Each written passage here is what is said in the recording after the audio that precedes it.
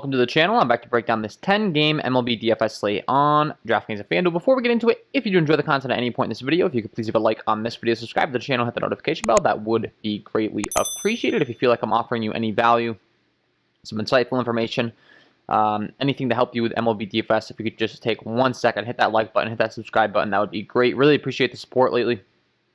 Getting a lot of good feedback, both with people hitting that like button, leaving comments, subscribing to the channel, and the channel is continuing to grow. So thank you to everyone supporting. And don't forget to stay tuned to the end of the video for my home run call of the day. And you can check out my premium content link below in the description if you're getting real serious about playing MLB DFS. I do offer free content on the channel every single day, but I do offer some very good premium content behind the paywall over there on Patreon, link below in the description. You get access to a lot of good things that you won't see on the screen as we go along the video here that can help you with your lineups even further. So with that being said, let's go ahead and start breaking down this slate today. So as always, we're going to figure out the pitchers that we want to play first. It's fantasy sports. We get points for strikeouts. We like to sort our sheet by K rate, and the top guy on the slate today is going to be Mr. Tyler Glasnow, taking on the Oakland Athletics. Comes in with a 36.5% K rate, a 13.6 swing strike rate, a 35.5% K rate against righties, and then a 37.6% K rate against lefties. Really, really good across the board. And he's taking on an Oakland team today that, while they can slug, they do have their fair share of strikeouts in their lineup. He comes in at 10-8 on FanDuel. Over on DraftKings, they got him priced at 10-3. And he's the top priced pitcher on the slate for a reason. Last time out, putting up 10 Ks, gave up 5 earned runs in that one. A little bit of a underwhelming start for him. But if you look at his previous starts, 7 Ks, 14 Ks, 9 Ks, consistently getting a lot of strikeouts. Added a whole nother pitch to his repertoire this year as well, and I think it's really helping him, that slider along with the curveball, the fastball, and he does throw gas. So Tyler Glasnow, top pitcher on the slate. Second on the list, we got Ryan Weathers taking on the Arizona Diamondbacks. Comes in with a 3.38 SIERA, only a 15 innings pitch sample size, but so far has been very, very good. A 29.6% K rate overall, 32.3% K rate against righties, and then a 26.1% K rate against lefties. And he's taking on Arizona Diamondbacks team today, which doesn't exactly scare us.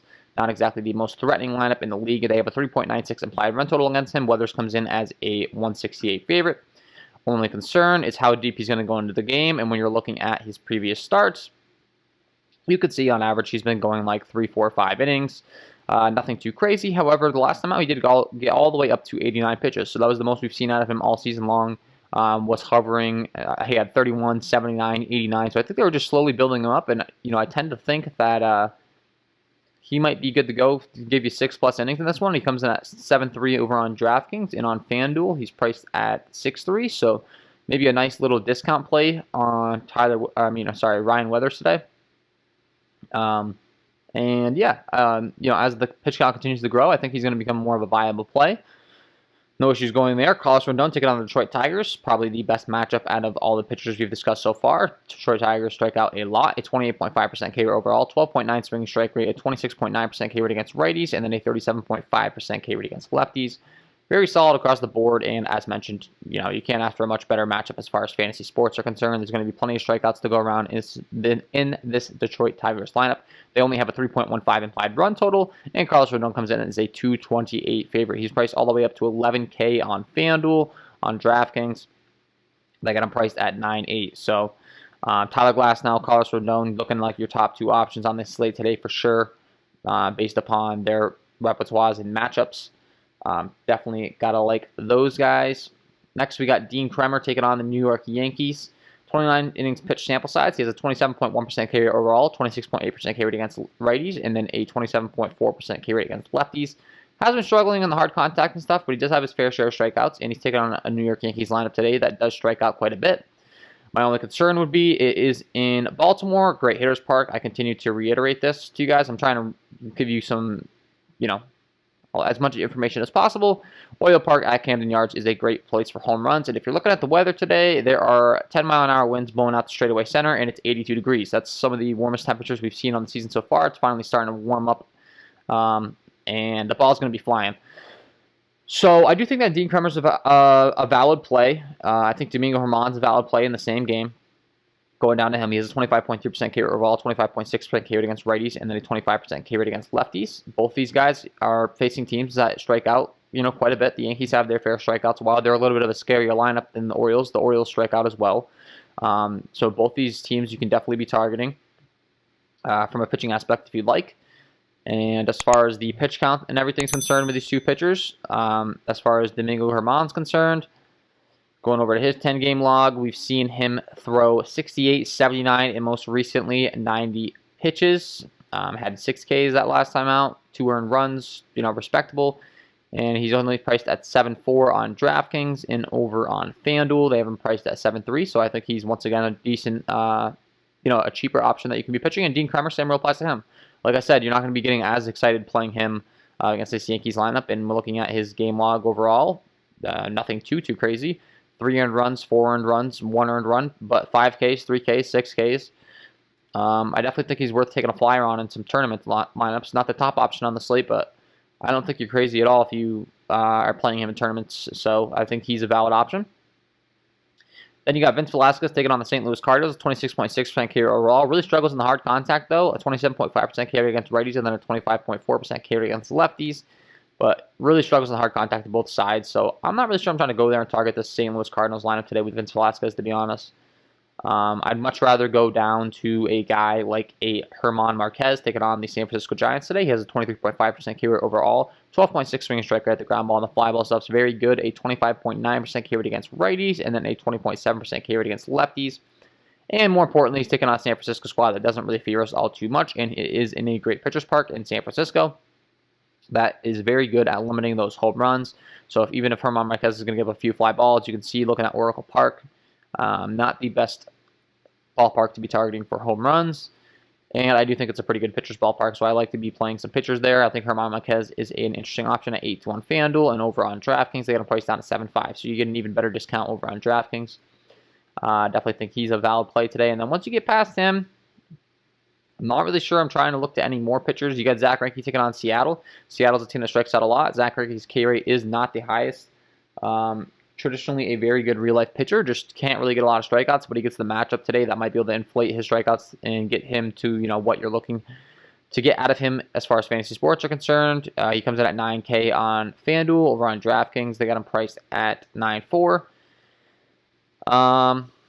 It's just kind of tough. Like last time he took on this Seattle squad, he had 6 Ks, no earned runs, 8 innings pitched. So, very efficient, good pitcher. It's just a matter of if the strikeouts are going to be there. If there was ever a matchup for them to be here, this would be the one. So no issues with going to him. It's just, you're taking a big dip down in K rate from him or to him from like a Tyler Glasnow, a Ryan Weathers, a Carlos Rendon, all those guys. But like I said, really good at keeping the ball on the ground, and the Seattle Mariners team is a team that strikes out enough that might be able to boost him up to being a relevant play on this slate. So if you want to go there, no issues with that. And yeah, once we get down past them, the next guy that I'd be looking to, and the last guy that I'll mention as far as pitching is concerned,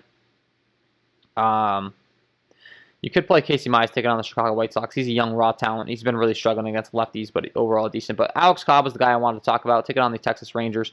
Seems to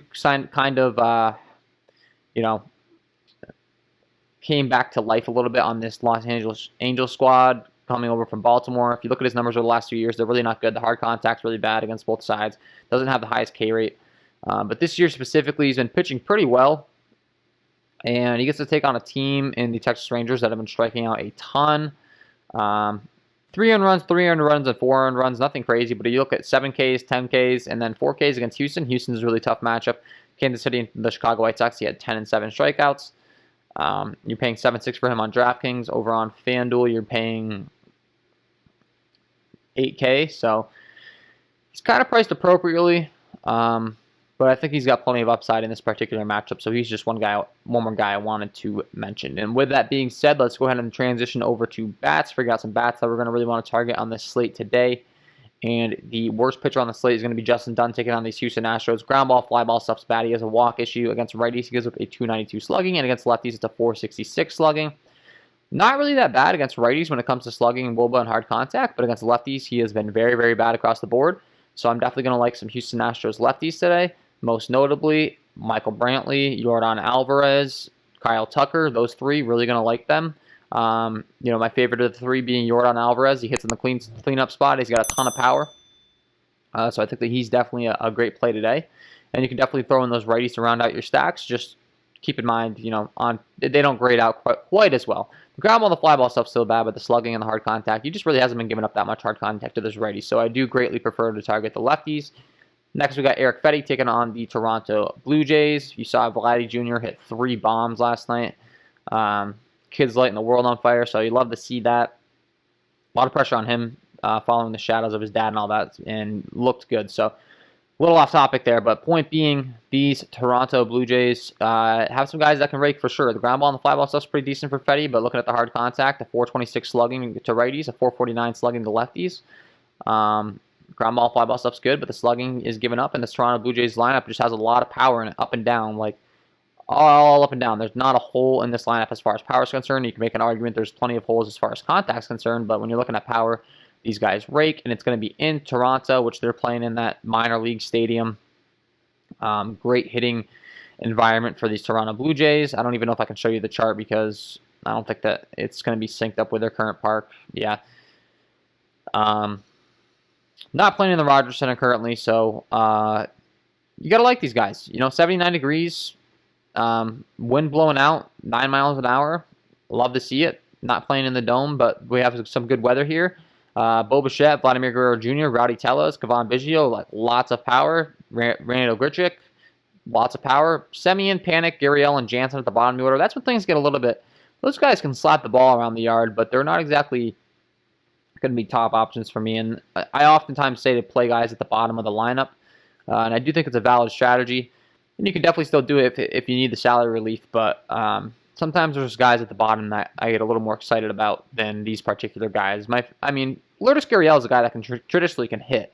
He's been struggling this year, but he'd probably be my favorite down there. Johan Oviedo, sorry for the pronunciation, but next guy on the list, taking on the Philadelphia Phillies. Really bad on the swing strike rate, the ground ball, the fly ball. Has an 18% K rate against righties, a 481 slugging given up so far. Against lefties, he's been really, really good, though, a 310 slugging, doing a good job to keep the ball on the ground. Righties, he is giving up quite a bit of hard contact, however. It is only a 29 innings pitch sample size, so I don't think that we have to completely write off these lefties for Philadelphia, especially when they have a guy in Bryce Harper, of course, that can absolutely rake. But for the most part, has been struggling mostly against right-handed hitting. So guys like Andrew McCutcheon, Rhys Hoskins, JT Realmuto, definitely going to like them. And like I said, Bryce Harper, Didi Gregorius, no issues with you going to them in your stacks because they can hit as well. Alec Boehm has a ton of power. And I do think that these Philadelphia Phillies could be a lone stack that you could be looking to in large field GPPs that could maybe get them at some lower ownership.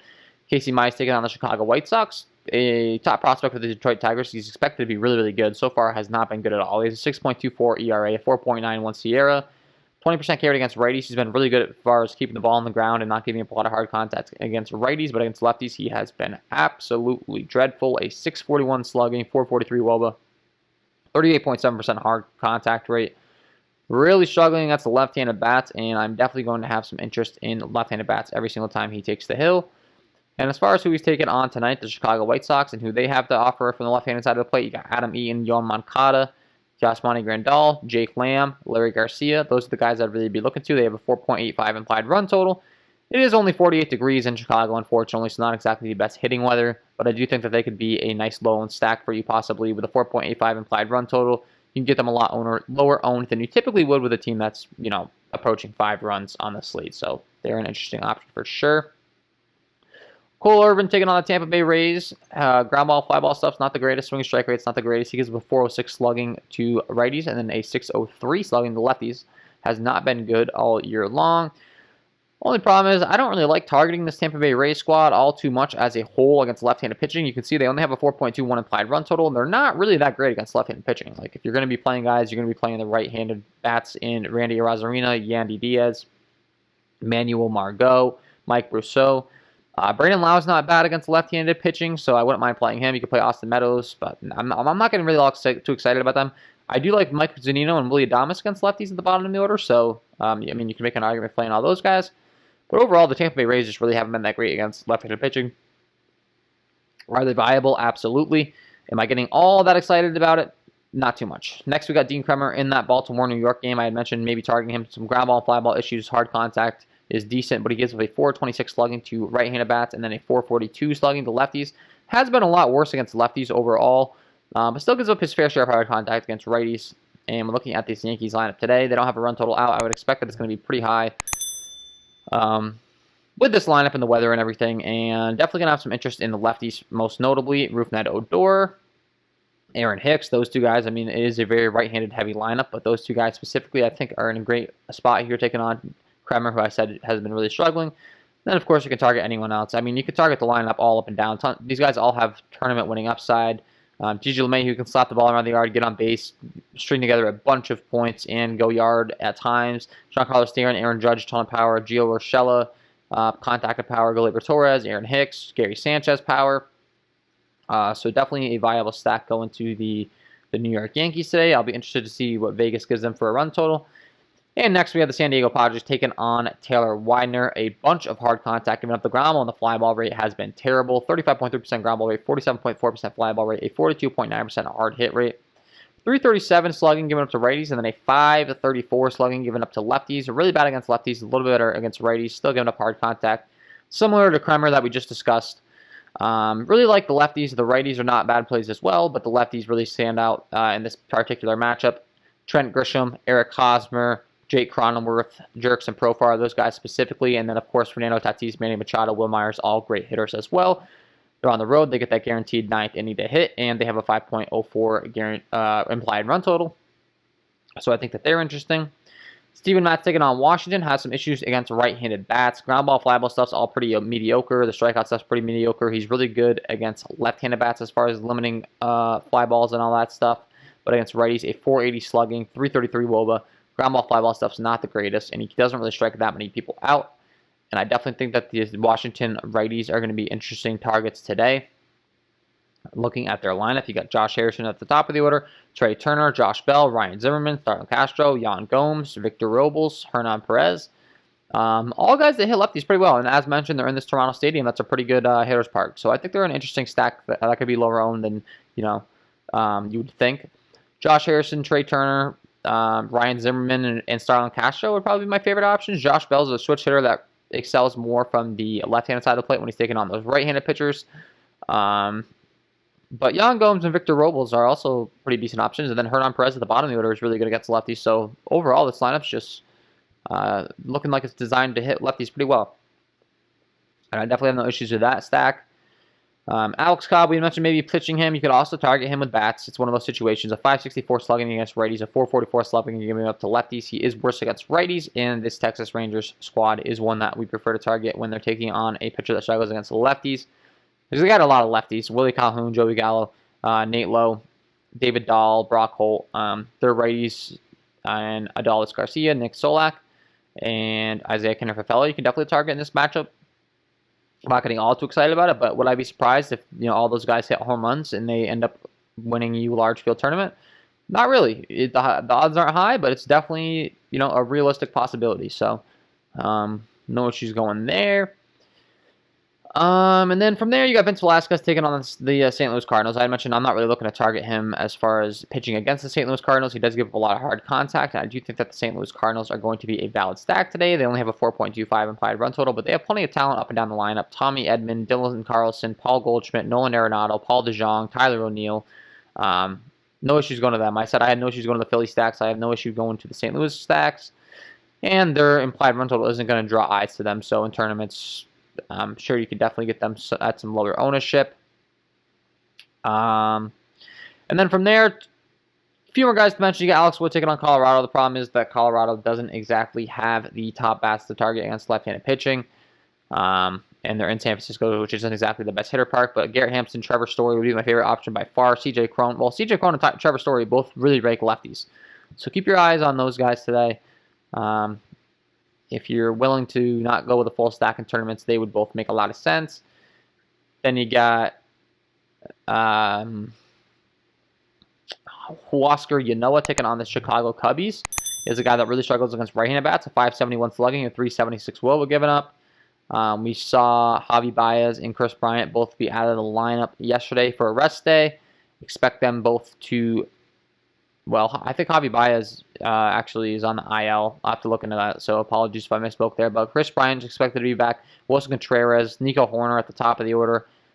David Bodie hits from the right-hand side, Jake Marisnick, all those guys. And I don't have an issue with targeting the lefties either to round out your stack. Not the most exciting stack, and then you have the Atlanta Braves taking on Kyle Hendricks. He's a guy that I swear he just pitched, so it seems like something seems off there, but he's listed as the probable starter. So yeah, he took on Atlanta on the 18th, I guess. Okay, so I guess it has been a while, but he gave up 7 earned runs. That was the start I was thinking about, and he's just a guy that doesn't really strike anyone out, and he's taking on an Atlanta Braves team that's really good up and down. So anytime you have a guy that doesn't really strike anyone out in an elite lineup, I'm going to have some interest in them, and I think that the Atlanta Braves are a decent stack today as well. Ronald Acuna, Freddie Freeman, Marcell Ozuna, Ozzie Albies, Travis d'Arnaud, all those guys viable plays today. And with that all being said, before I let you guys go, I got to give you my home run call of the day. Let's get into it. And my home run call of the day today is going to be Jake Cronenworth taking on Taylor Weiner. And as I had mentioned, really struggles against left-handed, hitting a .534 slugging, 43.6% hard hit rate, 358 WOBA, and a 47.3% fly ball rate. Really struggling against those left-handed bats. And Jake Cronenworth, not a guy that's exactly a house name that everyone may know around the league, but can slug for sure. And when looking at what Weiner goes to, he's really reliant on that fastball. Throwing about a 95-mile-an-hour fastball to lefties approximately 70% of the time. Really reliant on it. And when looking at how Cronenworth fares against that pitch, he has a 400 ISO with a 514 WOBA. Tons of power against it. And if Weiner's going to break out secondary pitches, they go to the changeup first about 20% of the time, and the slider, he really only throws to right-handed hitting. So looking at the changeup, Cronenworth has a 400 ISO with a 520 WOBA. Numbers that really pop off the page. And if he's going to go to the slider, which I said he mostly features against right-handed hitting, but Cronenworth is good against that slider as well. A 250 ISO with a 304 WOBA. Not expected to be the most popular play on the slate, and I think he's in a great spot. And Jake Cronenworth is my home run call of the day. So there you have it, guys. Jake Cronenworth, get him in your lineups. And that is all for me in this one. If you enjoyed the content, if you could please leave a like on this video, subscribe to the channel, hit the notification bell. That would be greatly appreciated. Thank you to all for all the support so far. Thanks for watching today. Wish you guys all the best of luck tonight, and we will see you in the next one.